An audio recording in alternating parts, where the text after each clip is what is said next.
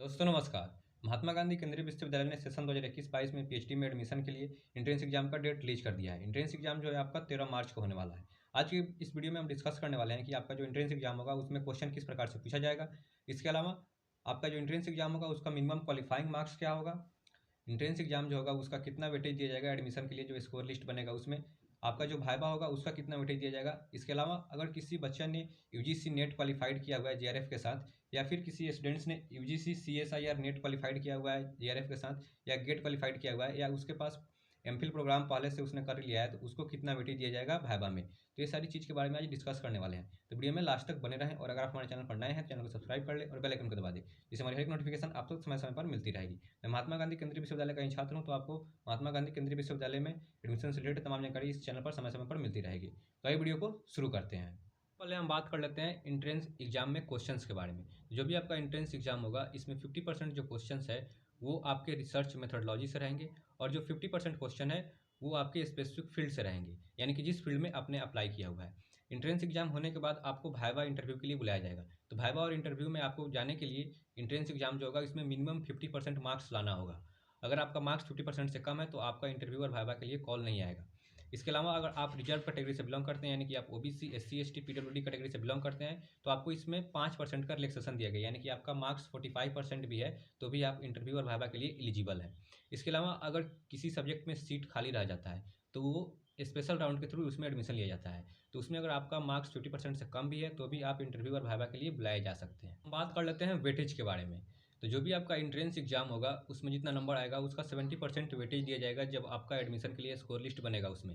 इसके अलावा जो बाकी 30% वेटेज है वो आपके इंटरव्यू और वाइवा का दिया जाएगा। जो भी आपका इंटरव्यू और वाइवा होगा इसके लिए एक कमेटी बनाया जाता है जिसका नाम होता है डिपार्टमेंट रिसर्च कमेटी। ये कमेटी आपका इंटरव्यू और वाइवा लेती है। अगर आपने पहले से यूजीसी नेट जेआरएफ के साथ क्वालिफाइड किया हुआ है, या फिर अगर आपने पहले यूजीसी सीएसआईआर नेट क्वालिफाइड किया है जेआरएफ के साथ, या फिर आप एसएलईटी गेट एग्जाम या फिर कोई टीचर फेलोशिप, या फिर पहले से आपने एमफिल प्रोग्राम कर लिया है, तो आपको जो रिसर्च कमेटी जो बना है डिपार्टमेंट रिसर्च कमेटी, ये आपको वाइवा में मैक्सिमम 20% तक मार्क्स दे सकती है। ये डिपार्टमेंट जो बना है उस पर डिपेंड करता है। तो आपका जो इंटरव्यू और वाइवा है इसका 30% वेटेज हो गया, और जो 70% वेटेज है वो आपका एंट्रेंस एग्जाम का हो गया। इस दोनों को कंबाइंड करके आपका एडमिशन के लिए स्कोर लिस्ट तैयार किया जाता है, और फिर उसमें मेरिट लिस्ट के अनुसार जितना सीट होता है उतने बच्चे को एडमिशन ले लिया जाता है। बात कर लेते हैं पीएचडी कोर्स का ड्यूरेशन क्या होगा महात्मा गांधी केंद्रीय विश्वविद्यालय में। तो जो अभी आपका पीएचडी कोर्स है इसका मिनिमम जो ड्यूरेशन है वो 3 साल है, यानी कि अगर आपका 3 साल में रिसर्च कंप्लीट हो जाता है तो आपको यूनिवर्सिटी 3 साल में डिग्री प्रोवाइड कर देगी। अगर आपका मैक्सिमम जो टाइम है वो 6 साल है, यानी कि 6 साल में आपको कैसे भी करके अपना रिसर्च कंप्लीट करना है। इसके अलावा अगर आप वुमेन कैंडिडेट हैं या फिर आप पीडब्ल्यूडी हैं तो आपको इसमें 2 साल का रिलैक्सेशन दिया गया, यानी कि जो आपका मैक्सिमम 6 साल है वो उसमें आपको 2 साल का रिलैक्सेशन दिया गया है। मैक्सिमम आप 8 साल के अंदर अपना पीएचडी प्रोग्राम कंप्लीट कर सकते हैं अगर आप वुमेन कैंडिडेट हैं या फिर पीडब्ल्यूडी कैंडिडेट है। इसके अलावा जो भी वुमेन कैंडिडेट है इनको पूरे इंटायर कोर्स में, यानी कि जो आपका पीएचडी कोर्स है इसमें 240 दिन के लिए आपको लीव दिया जाता है, और ये लीव का जो रीजन होता है वो होता है चाइल्ड केयर लीव या फिर मैटरनिटी लीव। इसके लिए आपको 240 दिन का लीव दिया जाता है। तो ये था पीएचडी कोर्स का फुल ड्यूरेशन। कर लेते हैं एजुकेशन मोड के बारे में। तो महात्मा गांधी केंद्रीय विश्वविद्यालय में पीएचडी कोर्स डिस्टेंस मोड से नहीं किया जाता है, रेगुलर बेसिस पे होता है, यानी कि रेगुलर कोर्सेस है यहाँ पे।